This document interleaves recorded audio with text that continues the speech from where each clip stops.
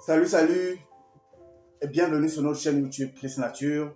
Aujourd'hui, nous allons faire une nouvelle vidéo qui va porter sur une nouvelle astuce. Et cette astuce concerne comment éradiquer le palu d'une manière naturelle, le palu et la fièvre d'une manière naturelle dans notre organisme. C'est possible sans passer par la médecine moderne, à travers les écorces d'arbres, à travers la nature, comme nous avons toujours l'habitude de vous dire. Chris Nature est une chaîne qui partage des astuces essentiellement naturelles de traitement. Si c'est la première fois que tu tombes sur la chaîne Chris Nature, n'oublie pas de t'abonner. N'oublie pas d'activer la cloche de notification pour ne manquer aucune de nos publications, car nous avons des vidéos très édifiantes. Aujourd'hui, nous allons parler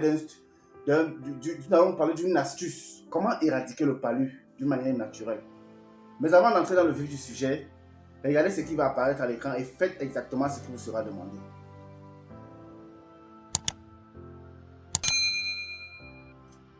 Merci.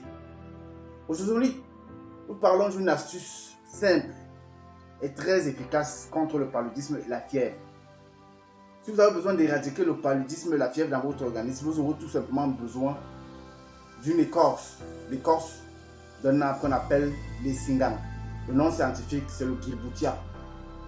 Le guirbotia, le nom scientifique, vous pouvez vérifier pour ceux qui ne sont pas au Cameroun, parce que je crois que les singans, c'est un nom camerounais.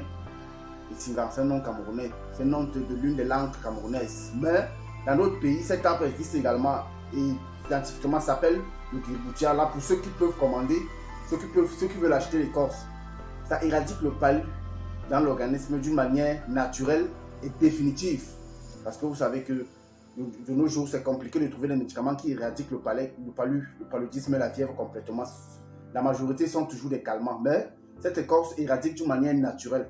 Nous allons donc voir comment nous mettre en pratique en fait ce médicament. Vous aurez besoin d'écorce, l'écorce du singang, du guirbotia. Vous prenez une bonne poignée d'écorce que vous nettoyez parce que l'hygiène, c'est une très bonne chose. Vous nettoyez ces écorces, vous les mettez dans une marmite à l'intérieur de 3 à 4 litres d'eau. Et puis vous faites bouillir pendant 30 à 45 minutes dans un feu intense. Vous faites bouillir ces écorces. Lorsque ces écorces ont bien bouilli, qu'est-ce que vous faites? Vous laissez tiédir.